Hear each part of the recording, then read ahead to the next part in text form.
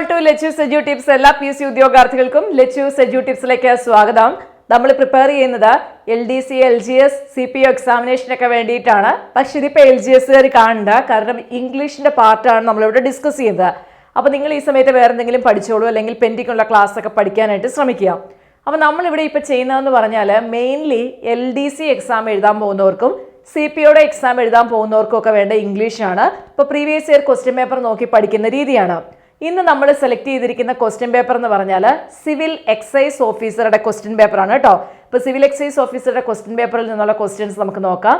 സമയങ്ങളായ നമുക്ക് ക്വസ്റ്റ്യൻസിലേക്ക് പോകാം. Question number 61. See, I have never been to Paris before. She exclaimed. She exclaimed that dash to Paris before. She has never been. She was never being. She had never been. She never being.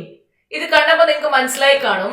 Exclamatory sentence തന്നിട്ട് അതിന്റെ എന്താ ചോദിച്ചിരിക്കുന്നത്? Reported speech ആണ് അല്ലെ. I have never been to Paris before. She exclaimed. അപ്പൊ നമ്മൾ എന്താ ചെയ്യണ്ടേ?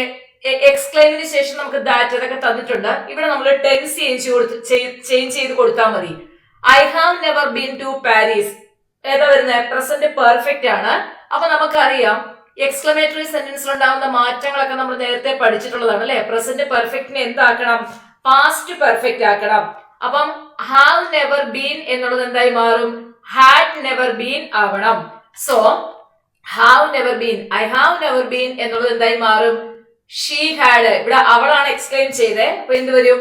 ഷീ ഹാഡ് നെവർ ബീൻ എന്നുള്ളതാണ് നമുക്ക് ആവേണ്ടത്. So she exclaimed that she had never been to Paris before അല്ലെ. നെവർ ബീൻ, ഇപ്പൊ നെവർ ബീൻ എന്നുള്ളതാണ് നമുക്ക്. ഷീ ഹാഡ് നെവർ ബീൻ ആണ് വേണ്ടത്.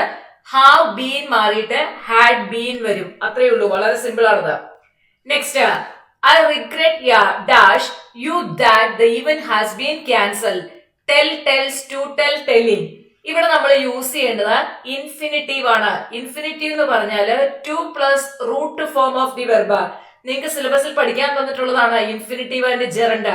അപ്പൊ 2 plus verb, 2 plus first form of the verb infinitive. I regret to tell you, I regret to tell you that the event has been cancelled. To tell ഇൻഫിനിറ്റീവിന്റെ ഭാഗത്തു നിന്നുള്ള question ആണ്. Next, when I arrived they dash for over an hour. Were waiting, had been waiting, are waiting, will be waiting. ഇതും വളരെ simple ആണ്. സിൻസും ഫോറും ഒക്കെ വന്നു കഴിഞ്ഞാല് ഏത് ടെൻസ് ഒക്കെ യൂസ് ചെയ്യണം എന്നൊക്കെ ഞാൻ ടെൻസിന്റെ ക്ലാസ്സിൽ പഠിപ്പിച്ചിട്ടുണ്ട്. ലെറ്റ്യൂസ് എഡ്യൂ ടിപ്സ് എടുത്താൽ ജനറൽ ഇംഗ്ലീഷ് നടിച്ചാൽ നിങ്ങൾക്ക് ഇംഗ്ലീഷിന്റെ ക്ലാസ് കിട്ടും കാണാത്തവർക്ക്. അല്ലെങ്കിൽ ഈ വീഡിയോയുടെ ഡിസ്ക്രിപ്ഷൻ ബോക്സ് കിട്ടിയാലും ഇംഗ്ലീഷിന്റെ പ്ലേലിസ്റ്റ് ഇട്ടിട്ടുണ്ട്, നോക്കിക്കഴിഞ്ഞാൽ ഇതൊക്കെ കാണാം. ഇതൊക്കെ ഞാൻ പഠിപ്പിച്ചിട്ടുള്ളതാണ്. When I arrived, they had been waiting for over an hour. They had been waiting. അല്ലെ, ടെൻസ് ഏതാ വരുന്നത്? Past perfect continuous. അപ്പം സിൻസും ഫോറും വരുന്നത് present perfect continuous or past perfect continuous എന്നൊക്കെ ഞാൻ പറഞ്ഞിട്ടുള്ളതാണ്. നമുക്ക് തന്നിരിക്കുന്നതിനകത്ത് when I arrived, they had been waiting for over an hour. ഇവിടെ നമ്മൾ പാസ്റ്റ് പെർഫെക്റ്റ് കണ്ടിന്യൂസ് ആണ് യൂസ് ചെയ്യേണ്ടത്. നെക്സ്റ്റ് നോക്കിയേ. The diplomat's ability to speak multiple languages was considered a valuable dash in international negotiations. Liability, hindrance, asset, drawback. അതായത് ഇതിന്റെ meaning ഇങ്ങനെയാണ് വരുന്നത്. The diplomat's ability to speak multiple languages was considered. അതായത് ഒന്നിലധികം ഭാഷകൾ സംസാരിക്കാനുള്ള ഡിപ്ലോമാറ്റ്. ഡിപ്ലോമാറ്റ് എന്ന് പറഞ്ഞാൽ ആരാണ്? നയതന്ത്രജ്ഞനാണ് അല്ലെ. അപ്പൊ അദ്ദേഹത്തിന്റെ ഒരു കഴിവെന്ന് പറഞ്ഞു കഴിഞ്ഞാല് valuable dash in international negotiations, അതായത് അന്താരാഷ്ട്ര ചർച്ചകളിലൊക്കെ ഒരു വിലപ്പെട്ട സ്വത്തായിട്ട് കണക്കാക്കാം എന്നൊക്കെ നമ്മൾ പറയും അല്ലെ. അപ്പൊ എന്ത് വരും? The diplomats ability to speak multiple languages was considered a valuable asset. Valuable asset in international negotiations. Next, the artist painted a beautiful landscape dash the canvas. വളരെ സിമ്പിൾ ആണ്. എവിടെ? ക്യാൻവാസിലാണ് വരയ്ക്കുന്നത്. Over, onto, in, across. അപ്പൊ എന്താണ്? ഇവിടെ നമുക്ക് preposition ആണ്. The artist painted a beautiful landscape on to canvas അല്ലെ. on to the canvas, ക്യാൻവാസിലാണ് പകർത്തുന്നത്. So the artist painted a beautiful landscape on to the canvas.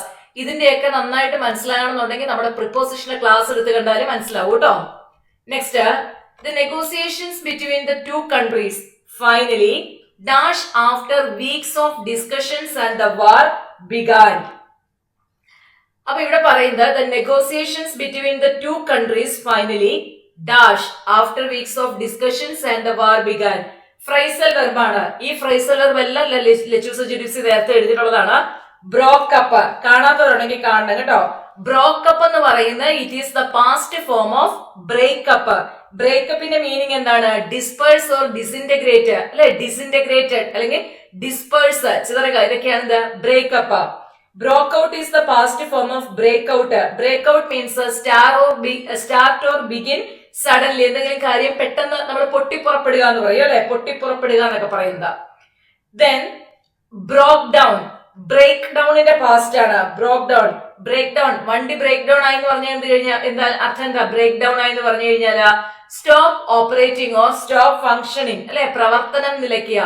Then next break ത്രൂന്റെ past ആണ് ബ്രോക്ക് through. Break through എന്ന് പറഞ്ഞാൽ achieve success, അതായത് എന്തെങ്കിലുമൊക്കെ ഡിഫിക്കൽട്ടീസിന് ഇടയ്ക്കൂടി നമ്മൾ സക്സസ് അച്ചീവ് ചെയ്യുന്നതിനെയാണ് ബ്രേക്ക് ത്രൂ എന്ന് നമുക്ക് പറയാൻ പറ്റുന്നത് അല്ലെ. അപ്പം broke up, broke out, broke down, breakthrough, ഇത് ലെക്ചേഴ്സ് ജുഡിപ്സി ഈ ഫ്രൈസൽ വെർബൊക്കെ എഴുതിയിട്ടുണ്ട്. വേണ്ടവർക്ക് തപ്പി കണ്ടുപിടിച്ച് കണ്ടുപഠിക്കുക കേട്ടോ. അപ്പൊ ഇവിടെ എന്താ വരുന്നത്? The negotiations between the two countries finally broke down after weeks of discussions and the war began. അപ്പം ബ്രേക്ക് ഡൗൺ, ബ്രേക്ക് ഡൗൺ നമ്മൾ പറഞ്ഞു stop operating or functioning. Next, the detective's ability to notice the dash details led to the solving of the complex mystery.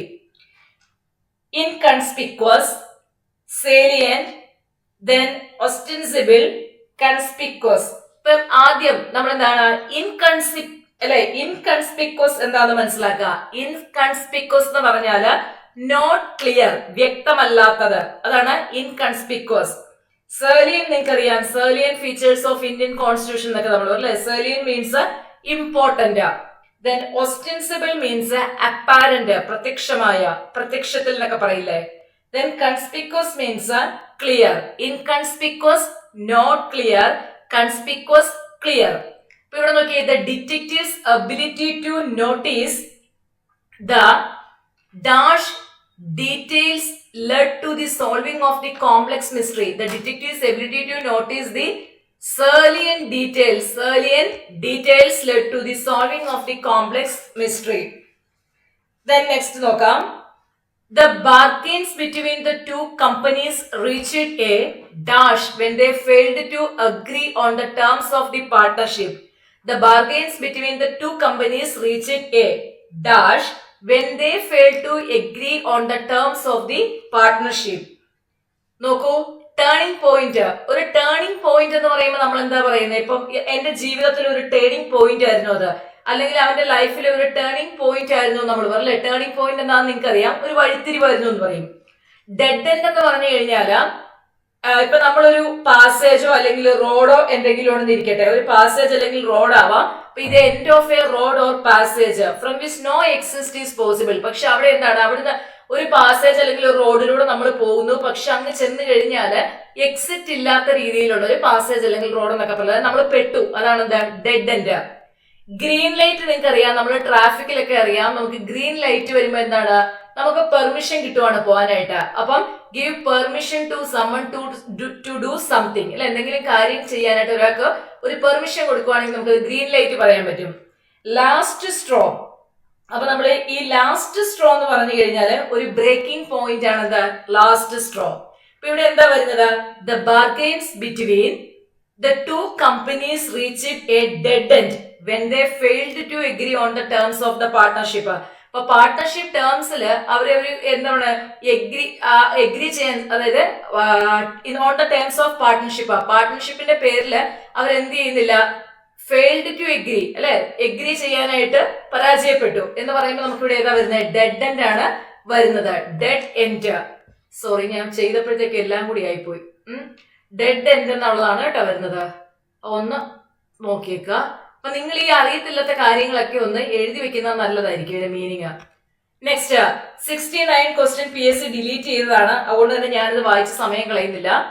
അടുത്ത നോക്കിയേ, despite facing numerous obstacles, she displayed remarkable dash throughout the challenging project. Despite facing numerous obstacles, she displayed remarkable dash throughout the challenging project. Impatience, tenacity, apathy, then inconsistency. Impatience നിങ്ങൾക്ക് അറിയാം എന്താണ്? ക്ഷമയില്ലായ്മയാണ്, അക്ഷമ എന്ന് പറയാം അല്ലെ. Tenacity means സ്ഥിരതയാണ്, സ്ഥിരതയാണ്. Then apathy means നിസ്സംഗത, inconsistency നമുക്ക് അറിയാം.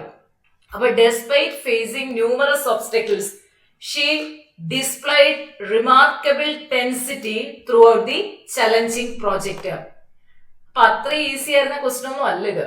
10 ക്വസ്റ്റ്യൻസ് നമ്മൾ ചെയ്തല്ലേ. അപ്പൊ ഈ 10 ക്വസ്റ്റ്യൻ ചെയ്തതിൽ അത്ര ലൈറ്റ് ആയിട്ടുള്ള ഒരു ക്വസ്റ്റ്യൻ പേപ്പർ ആയിരുന്നില്ല. കാരണം ഒരു ആവറേജ് നിൽക്കുന്ന ആൾ പോലും ഒത്തിരി തെറ്റിക്കാൻ സാധ്യതയും അവർക്ക് മനസ്സിലാക്കിയെടുക്കാൻ ബുദ്ധിമുട്ടുള്ള രീതിയിലൊക്കെയാണ് എനിക്ക് തോന്നിയത്. അല്ലാത്തവർക്ക് ഒരു അബവ് ആവറേജ് ഉള്ളവർക്ക് ഈസി ആയിരിക്കും. അപ്പം ഇതിനകത്ത് നമ്മൾ കണ്ടത് ഗ്രാമർ കുറച്ചേ ഉണ്ടായിരുന്നുള്ളൂ. വൊക്കാബുലറി പാർട്ട് നല്ല രീതിയിൽ തന്നെ അധികം ഫെമിലിയർ അല്ലാത്ത വേർഡ്സ് ഒക്കെ ചോദിച്ചതായിട്ട് കണ്ടു. അതായത് കുറേ ക്വസ്റ്റ്യൻ പേപ്പർ ചെയ്യുന്നതിൽ നിന്നും കുറച്ച് കാര്യങ്ങളൊക്കെ വ്യത്യസ്തമായിട്ട് എനിക്ക് തോന്നി. അപ്പോൾ ഇങ്ങനെയും ഒക്കെ ക്വസ്റ്റ്യൻ ചോദിക്കുക. അപ്പോൾ നിങ്ങൾ ഇത് പരിചയപ്പെടാനായിട്ട് do more and more question paper, കൂടുതൽ ക്വസ്റ്റ്യൻ പേപ്പർ നിങ്ങൾ വർക്കൗട്ട് ചെയ്ത് കഴിഞ്ഞാൽ നിങ്ങൾക്ക് ക്വസ്റ്റ്യൻസ് കുറച്ചുകൂടിയൊക്കെ പെട്ടെന്ന് നമ്മൾ ഇംഗ്ലീഷിൻ്റെ ക്വസ്റ്റ്യൻ കാണുമ്പോൾ പതറാതെ നല്ല രീതിയിൽ ചെയ്യാനായിട്ട് സാധിക്കും. ഓക്കെ, അപ്പോൾ നമുക്കിനി അടുത്ത സെഷനിൽ കാണാം. താങ്ക്